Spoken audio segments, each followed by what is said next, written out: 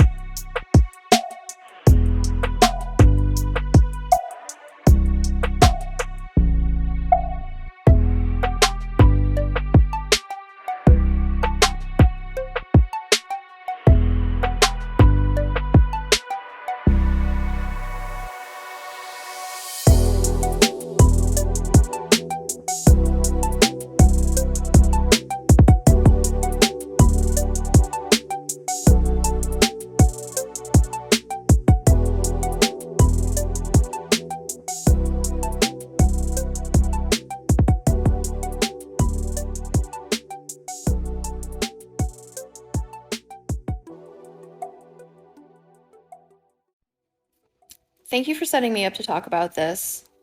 I know that you and many other Black people know the answer, but it is something that I'm still processing and it hits me really hard in the gut. And so I want people to understand that I am answering the question, what do I know?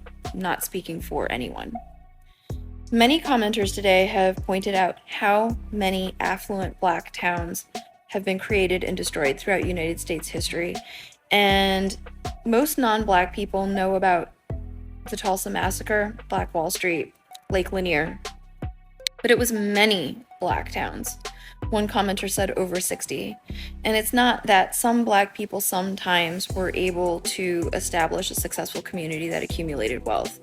It's that Black people were consistently able to go anywhere and together establish strong communities that accumulated wealth and had education systems and businesses and were thriving.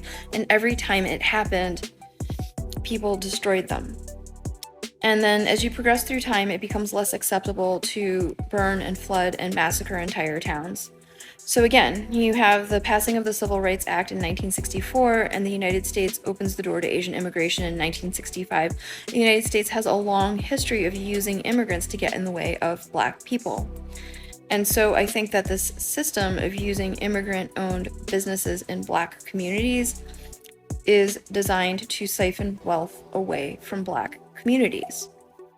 And another commenter asked me, why do I think that people are afraid of letting Black people build their communities and accumulate wealth and to thrive? And we see it so many times. It's because they fear revenge, because they know what they have done to Black people. But again, we have been told that if Black people wanted revenge, it would have happened already. That is not what they want. And I think that people think that the violence and exploitation and abuse of power that they have exacted upon Black people and all Black, brown, indigenous, and people of color is a universal human trait, and that if anybody has that wealth and power, then they would return that evil in kind. But it's not.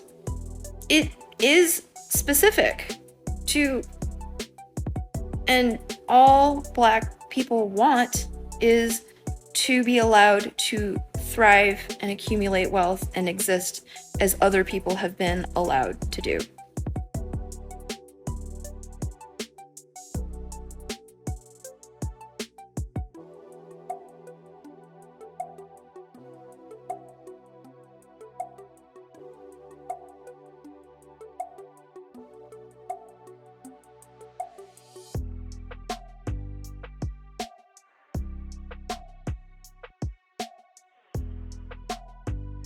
A slave economy is what enables America to really begin to build the extraordinary wealth that it still benefits from today. By 1860, America's slave population had reached nearly 4 million, resulting in an incredible explosion of the country's financial power. The collective wealth held in America's 4 million African American slaves was roughly $3 billion, which was more than the combined value of all the railroads and the factories in the country combined.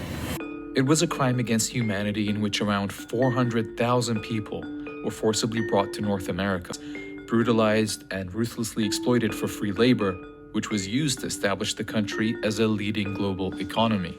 In fact, one historian estimated that by 1860, enslaved people were, quote, worth some $3.5 billion, making them the largest single financial asset in the entire US economy. That's around $115 billion today.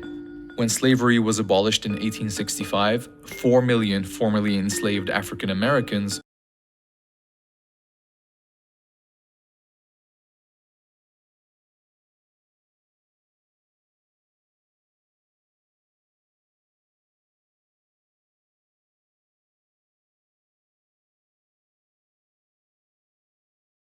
were freed, but through their forced labor, they created billions of dollars in generational wealth for their captors and none for themselves.